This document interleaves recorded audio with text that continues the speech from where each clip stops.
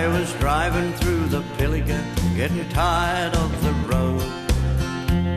Pulled over for a breather, stretched my legs and checked the load.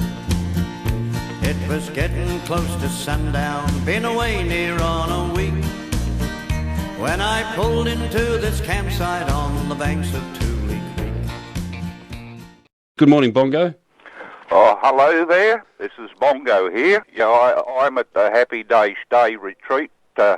Miss Annie woke me up and says that they're talking about what happened to me back in 78. That's why I'm here. Where are you exactly? Happy Day Stays Retreat, like a sanitarium. Okay. I was bringing a new vehicle down, brand new vehicle down from Balladder, heading towards Narrabri in 1978.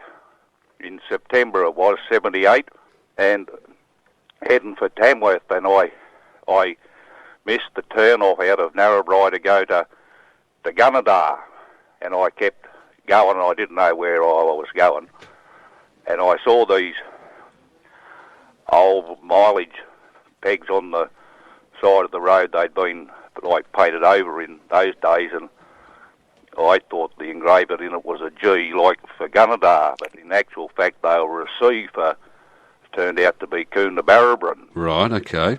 And about halfway along the road sort of thing, I started to get a bit concerned. The fuel was running pretty low, and in the distance I saw what turned out to be in those days, a telecom van heading my way.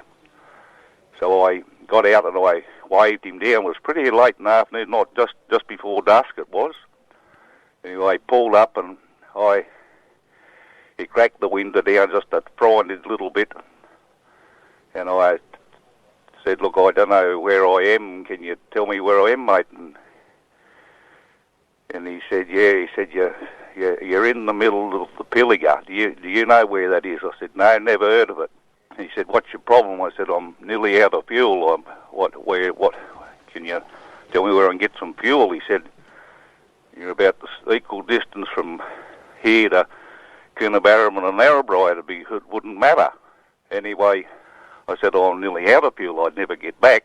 I asked him whether he was going to Narrabri, and asked him whether he could ring the NRMA or when he got there or something to bring me out some fuel as I was a member. Yep. And he said, you won't get anyone to come out here after dark.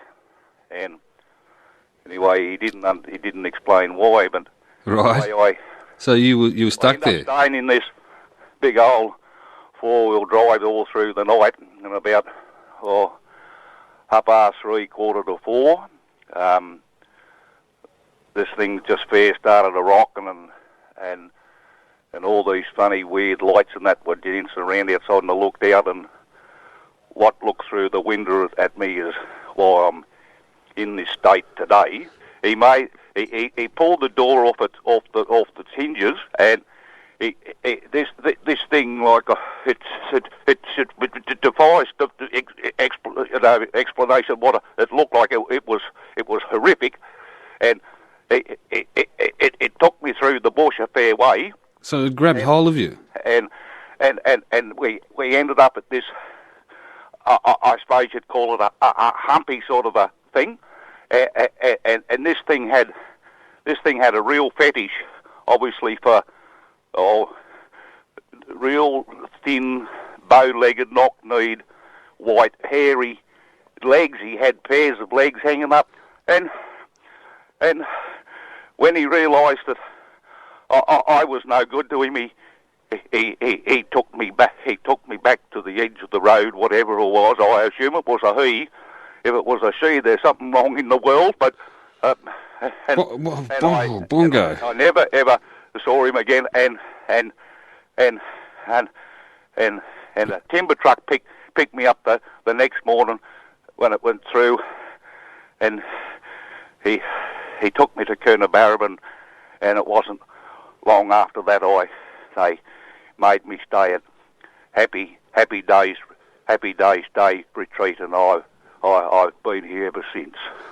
Bongo, that is just an amazing story. And Miss Annie tells me apparently that there's some idiot out there in the middle of it somewhere last week or something, tempting fate. There's got to be something wrong with the person. Can you give us if I can't, not pushing you too hard, what did it look like? I can't explain it. It was horrible. Pretty scary story there, Bongo, and thank you for that. Oh. And you look after yourself, okay? I'm going to pass your concerns on to Trev, who is our roving reporter, Trevor Chappell and Anna Mulder, who we've got out there in the Pilliga Scrub tonight. Bongo, thanks for your call, all right? You look after. Oh.